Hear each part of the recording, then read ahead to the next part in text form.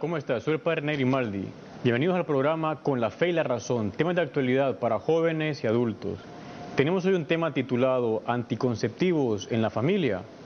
El contenido de este programa básicamente es el siguiente. En primer lugar veremos, ¿es correcta la anticoncepción? Luego, el método Billings. De tercero, el número de hijos. Y la cuarta parte, ¿es inmoral la esterilización? Con este contenido vamos ya a iniciar la primera parte, que es preguntarnos si es correcta la anticoncepción. Y para eso vamos a decir que todo acto sexual en el matrimonio debe estar abierto a la vida. No quiere decir que todo acto sexual genere vidas humanas, porque hasta naturalmente no es así. Si la esposa es infértil en ese momento, o también el esposo, pues no surge una vida humana. Pero decimos que todo acto sexual debe estar abierto a la vida, o sea que uno no ponga como barreras para evitar vidas humanas. A veces puede que haya pasado ya el periodo de fertilidad en una pareja, por la edad o lo que sea, entonces ahí no hay nada malo porque ellos no han puesto ninguna barrera externa. ¿Y esto cómo entenderlo? Bueno, vamos a decir que esto pertenece al ámbito de lo llamado ley natural. Resulta que en todo acto sexual entre esposos o también cualquier persona que lo haga de manera ya pecaminosa fuera del matrimonio, aparecen dos aspectos. En primer lugar, el aspecto unitivo y en segundo lugar, el aspecto procreativo. ¿Qué significa esto o a qué hacen referencia? Decimos que el aspecto unitivo hace referencia al amor y al placer que van a experimentar los esposos en ese acto, el aspecto unitivo. Y luego está el aspecto procreativo o procreador, que hace referencia a la vida humana que va a surgir de ese acto si ambos son fértiles. Y esto, como he insinuado un poco antes, no pertenece a ninguna religión, esto es de ley natural. Por ejemplo, digamos un señor que sea ateo y también su esposa, es problema de ellos. Si ese señor tiene un acto sexual con su esposa, crea en Dios o no, él va a experimentar un placer en ese acto, porque ese placer está puesto de manera natural. Y luego, crea en Dios o no, si él es fértil y ella es fértil, de ahí surgirá una vida humana. ¿Por qué? Porque esto no es cuestión de religión, sino de ley natural. Por tanto, esa ley natural dice que todo acto sexual debe estar abierto a la vida y siempre aparecen los dos aspectos, el unitivo y el aspecto procreador o procreativo. Digamos que lo propio de un ser humano es respetar esa ley natural. Si uno no la respeta, comienza ya a traicionarse. En cristiano se dice que uno hace un pecado. Por eso los anticonceptivos no son correctos en el matrimonio ni en ningún sitio, porque van contra la ley natural. Y para un cristiano también, contra la ley de Dios. Vamos a decir que los anticonceptivos que intentan, buscan tapar o quitar el aspecto procreativo, para quedarse nada más con el unitivo, es decir, con el placer.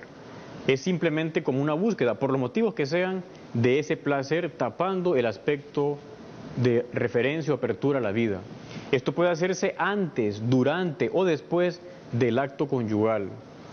Por ejemplo, cuando alguien toma unos medicamentos o unas pastillas para evitar la ovulación en la mujer, o el utilizar en el acto sexual preservativos, o el no acabar correctamente el acto sexual, o tomar una serie de píldoras para después del acto sexual evitar que nazca la vida humana. Ahí también entra la esterilización, el DIU, toda una serie de mecanismos que los humanos han ido inventando de manera no correcta para quitar ese aspecto de referencia a la vida. ¿Qué pueden hacer los esposos? A veces hay casos en los que los esposos, de manera correcta, pueden evitar los hijos, ya sea si hay motivos graves del tipo que sea, económicos o de salud, físicos. ¿Qué alternativa hay?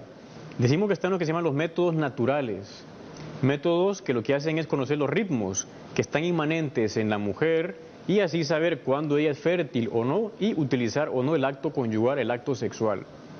Actualmente el método más conocido es el método llamado Billings o del moco cervical y uno puede buscarlo en una página de internet, en la página de este método. Las siglas son www.woomb.org.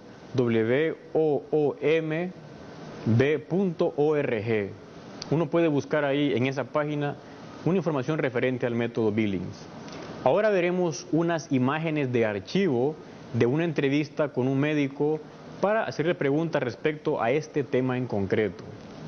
Estamos reunidos con el doctor Ricardo Eslón, médico internista experto en ultrasonido y profesor de medicina.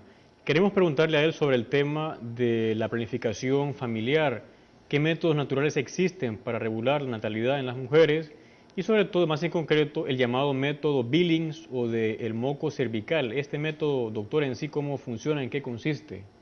Buenas tardes, padre.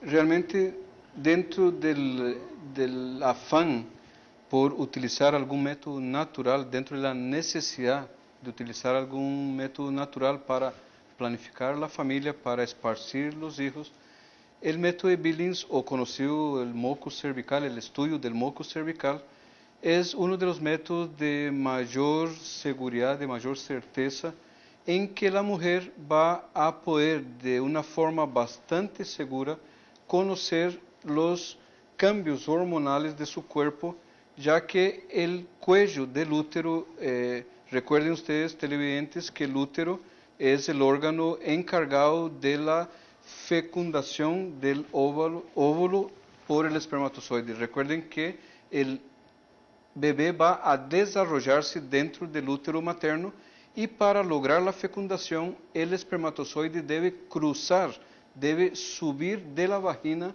hacia la trompa de falopio, cruzando por el cuello uterino. Este cuello uterino en condiciones normales durante el ciclo menstrual de la mujer se encuentra, llamémoslo así, tapado, cerrado, obstruido el libre paso de gérmenes, de bacterias hacia el interior del útero por un moco que durante casi todo el ciclo menstrual es muy firme, muy espeso y impide el paso de bacterias hacia el útero. Sin embargo, y como debe ser, durante la época de la ovulación, durante la época en que la mujer es fértil, en que puede ser o estar embarazada, este moco cervical se liquefica, se hace menos denso, se hace más líquido y este cambio la mujer lo puede percibir.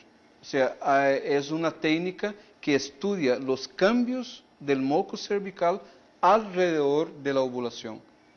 Este método no solo sirve para esparcir los embarazos cuando sea necesario, sino que también ayuda a aquellas parejas que tienen dificultad para quedar embarazados en tener sus relaciones conyugales cuando hay un cambio en el moco cervical.